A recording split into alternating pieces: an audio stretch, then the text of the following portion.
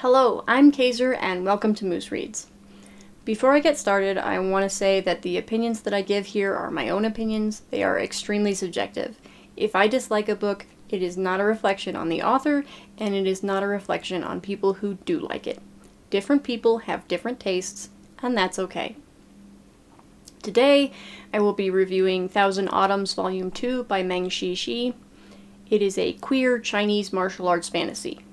The description says, as emperors, generals, and kings vie for dominance, martial sects mount bloody clashes to determine who will influence the nation's leaders. Fallen and humbled, former sect leader Shen Chao searches for direction in a tumultuous world. He finds an unlikely companion in the nefarious Yan Wuxi. The roguish and powerful demonic practitioner has helped Shen Chao begin to rebuild his lost martial abilities. As the two travel and work together, the gentle Taoist master dares to imagine that the famed demon lord is warming to him. But all is not as it seems, and old treacheries draw fresh blood.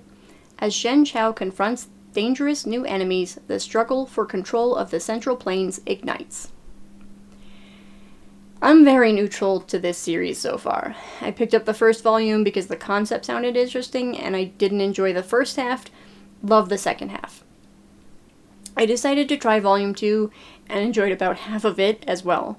I figured out that I enjoy these books a lot more when the two main characters are on the page together. They spend a lot of time apart, and that's where I start to get bored. Part of the problem, I think, is that these are Chinese novels and I am an uneducated American. There's some indication that this might take place in a fictionalized version of historical China. I can't be sure because, again, uneducated American. But the way they've talked about the history of the region, it seems like I'm supposed to know about it. So I suspect that they are using real Chinese history to a point, and then either the nations or the people in them are made up. And I think not knowing a lot of that context, as well as being fairly unfamiliar with the tropes and underlying cultural understanding, negatively impacts how I engage with this book. All the same, they're not terrible. I will be reading the third volume eventually. It isn't out yet, and there are other series I'm going to prioritize, but I haven't given up yet. And I'm usually fairly willing to drop a series if I'm not interested in it.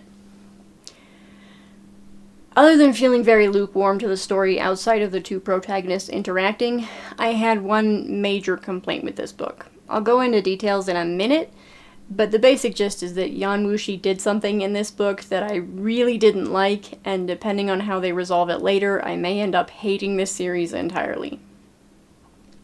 That concludes the spoiler-free part of this review. This also includes spoilers for Volume 1, in case that wasn't clear. If you absolutely do not want to hear spoilers, now is the time to close out the video. For the rest of you, let's talk details. To start with, I'm going to have to give a lot of important context, so buckle up. At the beginning of the first volume, Shen Chao loses a fight to a foreign cultivator, and we learn in that book that his martial brother poisoned him so that he would lose. So he has been suffering this whole time from both the fight, the subsequent fall from a mountain, and the lingering effects of that poison. Because he was so badly injured and poisoned, he is nowhere near his full strength, and every time he fights, his condition gets worse. Also, throughout the books, Yan Wuxi is attempting to gather and study the pieces of a powerful method of cultivating that was split into 5 parts so that nobody could read the whole thing. The people who wrote it feel like it is too powerful, and so they took steps to keep it hidden. By the second book, both Yan Wuxi and Shen Chao have read, I think, 3 of them. And lastly, in Chinese martial arts fantasy, the people practicing what is essentially superpowered martial arts are able to do so by creating and cultivating a spiritual core. I'm probably unaware of some of the nuances and/or context here, but my understanding is that the type of spiritual core you cultivate is based on your sect. So Shen Chao, being a Taoist, has a Taoist core. Yan Wuxi, being a member of a demonic sect, has a demonic core. And these two types of cores are diametrically opposed. So you cannot have both, or they will cause a chi deviation, which sort of makes your martial arts go wild and potentially kills you. But Yan Wuxi wants to be the best, and he doesn't care about rules, so he has attempted to cultivate both types of cores, It isn't going well for him. This is not what I had a problem with. What I had a problem with was that in this book, Yan Wuxi decides to hand Shen Chao over to an enemy who wants to kill him. Because Shen Chao has started to trust Yan Wuxi, he doesn't see this coming and isn't able to defend himself before Yan Wuxi temporarily paralyzes him and takes him to the other man. This is bad. And it would have honestly been bad enough on its own, but it actually gets worse. Because at some point earlier, unknown to Shen Chao, he also implanted a demonic core within Shen Chao. So Shen Chao was already screwed in this fight, and now he's struggling against a chi deviation, and the result of this is that he destroys his core, or really cores, which will kill him, but also allow him to defeat his opponent, who is a very bad man. But once he destroys his cores, he does not die. Instead, because he has read and absorbed these 3 scrolls, he is able to rebuild his spiritual core and begin to recover. And, bonus, destroying his core also flushed the last of the poison from his system.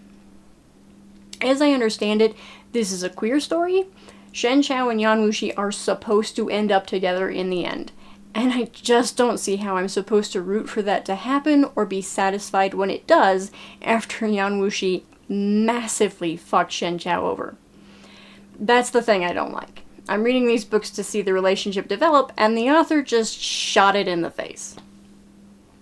I suspect I know what is going to happen. If I'm right, I still won't be happy, but I can at least accept it. And that's that I think, eventually, Yan Wuxi will reveal that he knew the result of his actions would be Shen Chao purging the poison, rebuilding his core, and recovering faster than he would have otherwise. I'm not sure how he would know that, but I imagine that's where we're headed. If not, I will be so pissed. Honestly, if I didn't think that's where we were going, I would have quit the series right then and there. That's really all I have to say about this. I really didn't like that part. I was lukewarm to a lot of the rest, but assuming the author fixes their mess, I'm still on board with the series. I wouldn't necessarily recommend it, but I wouldn't advise against it either. Thanks for watching this video. If you liked it, I hope you'll check out more in the future. Bye!